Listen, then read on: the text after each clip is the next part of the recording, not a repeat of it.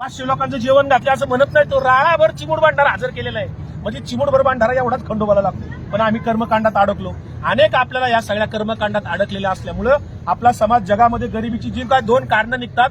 एक तर अंधश्रद्धेत अडकली लोक, कर्मकांडात अडकली. दुसरं कारण आहे व्यसनात अडकली. आपण दारू पिऊ नये, दुसऱ्याला पाजू नये. नाही चांगलं काही करता आलं तरी जीवनामधून वाईट काही करायचं नाही. नाही कोणाला न्याय देता आला तरी चालेल, परंतु कोणावर अन्याय करायचा नाही. नाही झाडं लावता आली तरी चालेल, पण आहे ते झाड तोडायचं नाही. नाही खरं बोलता आलं तरी चालेल, परंतु खोटं बोलायचं नाही.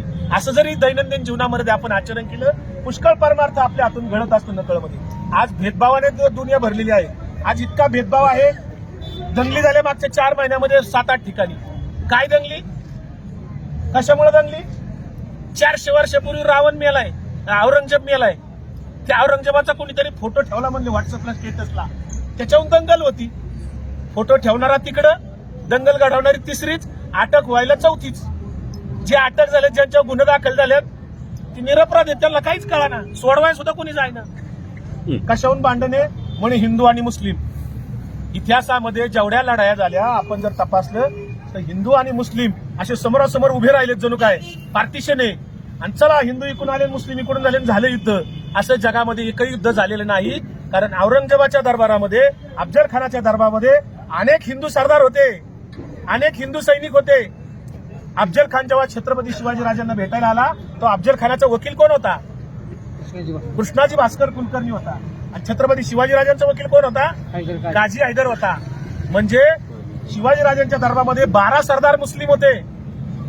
जवळपास 1000 पेक्षा जास्ती पठाण सैनिक होते. म्हणजे त्या जर धर्माच्या लढाया असत्या तर दोन्हीकडे सैनिक हिंदू मुस्लिम एकत्र मिक्स दिसले असते का? नसते दिसले. आणि 700 वर्ष इथं मोगलशाही होती. 700 वर्षामध्ये मग हिंदू धर्म इथं संपून जायला पाहिजे होता, पण नाही संपला.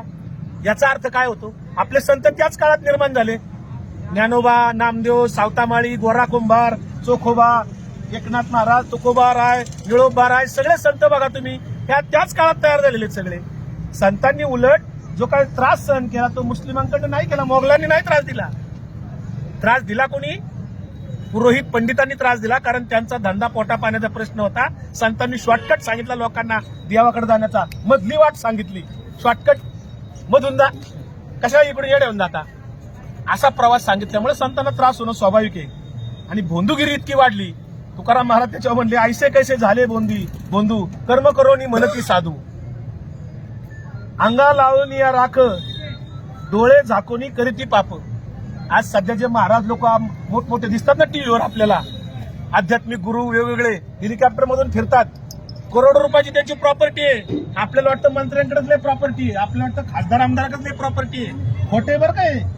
आता जे टीव्हीवर महाराज लोक दिसतात ना आपल्याला, बाबा बुवा, यांच्याकडे प्रचंड प्रॉपर्टी आहेत. ते ड्रायफ्रूट खातात, चांगलं चांगलं खातात, सेवेला माणसं असतात, मोठमोठे तळघरं, त्यांच्याकडे स्वतःची मिलिटरी असती. 5-6 संत तर जेलमध्ये आहेत आता बघा, आहेत का नाही? मग आता संत कोणाला म्हणावे? तुकाराम महाराजांनी संतांचा सत्संग करा, परमार्थ करा. संतांचा सत्संग करायचा तर संत आपल्याला या संत साहित्याच्या आधाराने आपल्या समोर जिवंत आहे. तुकाराम गाथेचा जर आपण सत्संग केला तर आपल्याला संतांचं दर्शन होईल. ज्ञानेश्वरीचा जर आपण सत्संग केला तर आपल्याला संतांचं दर्शन होईल. एकनाथी भागवत वाचली, हरिपाठ वाचला, भजन केलं, कीर्तन, प्रवचन, श्रवण भक्ती केली तरी आपल्याला संतांचा सत्संग होतो. मात्र आज धंदेवाईक भोंदूगिरी करणारे भगव्या कपड्यातले लोक आज देवाच्या नावाने, धर्माच्या नावाने लोकांना फसवतायत, अंधश्रद्धा सांगतायत. तुकाराम महाराजांनी त्यावेळेस सांगितलं, 900 कन्या पुत्र होती तो का करणे लागे पती. 900 जर मुलं होणार असतील तर नवरा करायचा कशाला? हा प्रश्न त्यावेळेस विचारलाय तुकाराम महाराजांनी. आम्हाला मात्र कळत नाही, गुजरातला जातात लोक, पोरगा होत नाही म्हणून. हे प्रकार चाललेत. तिथे पैसे घेतात किती. ह्या सगळ्या याच्यावर आपल्याला पुढे जावं लागेल. कारण आपल्याला जे काय जाती व्यवस्थेमध्ये अडकवलं, खरं तर आपण जन्माला येतो, आपण माणूस म्हणून जन्माला येतो. आपल्या रक्तामध्ये काय लिहिले का? हा धनगर आहे, हा माळी आहे, हा मुसलमान आहे, हा ब्राह्मण आहे, हा आमका आहे, तमका. रक्त तर सगळ्यांचं लालच आहे. आता कोरोनात अनेक लोकांना रक्त लागत होतं. रक्त लागताना कोणी विचारलं का? असं ते बघा, चेक करा माझ्या जातीचे का बघा. अलीकडे दुसरं काय निघालं? पत्रिका बघून लग्न ठरवायला निघाली लोक. खरं सांगा, इथं बसले आता तुम्ही अनेक ज्येष्ठ मंडळी आहेत, तुमच्या आईवडिलांचं लग्न पत्रिका बघून जुळलं गाव. त्यांच्या जन्मतारखा तरी होत्या. बऱ्याच जणांच्या आता ताटे साहेबांना माहिती असेल 1 जूनच जन्मतारीख आहे सगळ्यांची. निम्म्या महाराष्ट्राचा वाढदिवस 1 जूनला आहे. मग पत्रिका आपल्या आई वडिलांच्या नव्हत्या तरी संसार झाले ना, आपल्या आजा पंचांचे झाले, आपल्या आई वडिलांचे झाले. मात्र आम्ही आता काय करतोय, कॉम्प्युटरवर पत्रिका काढतोय, कॉम्प्युटराईज पत्रिका काढतोय. आणि जुळत नसेल तर काय, महात्मा फुलेंनी सांगितलं बघा बरं का, महात्मा फुले काय म्हणले, मी नाही म्हणत. पत्रिका काढणारा तोच, पत्रिकेत दोष दाखवणारा तोच, आणि पत्रिकेत निवारण करणारा तोच. हा काय धंदा आहे असं तुकाराम आपलं महात्मा फुलेंनी प्रश्न विचारलाय त्या काळात 150 वर्षापूर्वी. पत्रिका काढणारा तोच, दोष दाखवणारा तोच, आणि निवारण त्याचा इलाज सांगणारा तोच आहे. फक्त त्याला स्वतःचा इलाज कळला नाही. म्हणजे हे किती थोतांडे, जगामध्ये कुठं असं नाहीये. त्यामुळे आपल्याला अंधश्रद्धेत कर्मकांडात अडकून आपला पैसा शोषला जातोय, शोषण केलं जाते, आपलं खिशे कापले जात आहेत रोज.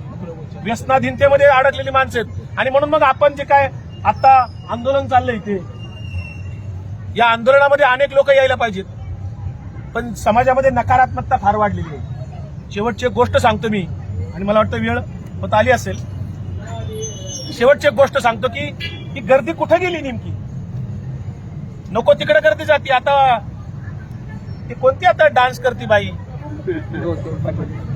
गौतमी पाटील.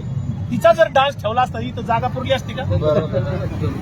बिल्डिंग पाडली असती, फार वर बसली असती लोक, बिल्डिंगवर सगळ्या त्या शॉपिंग सेंटरवर बसली असती. पत्रा पाडला. पण इथं आंदोलन चाललंय, झाडं जागवायची आहेत. 400 वर्षापूर्वीचं झाड जागले. यांचा काय वैयक्तिक स्वार्थ आहे का आंदोलन करणाऱ्यांचा. याच्यात काय फायदा आहे का त्यांचा, काहीच नाही. त्यांच्या घरावर काय सोन्याची कौलं पडणार आहे का. पण त्यांची आग्रहाची जी मागणी ती सत्याची मागणी आहे. गांधीजींनी सत्याग्रहाचं हत्यार दिलं, गांधीजींच्या मार्गाने आज सत्याग्रह चाललेला आहे. आणि मग याच्यामध्ये अनेक लोक नकारात्मक विचार करतात. क्षणोक्षणी करावा हाच विचार, तरावया पार भवसिंधू असं जेव्हा तुकाराम महाराज म्हणतात तेव्हा क्षणोक्षणाला विचार करायला सांगतात ते. पण कोणता विचार करतो आम्ही,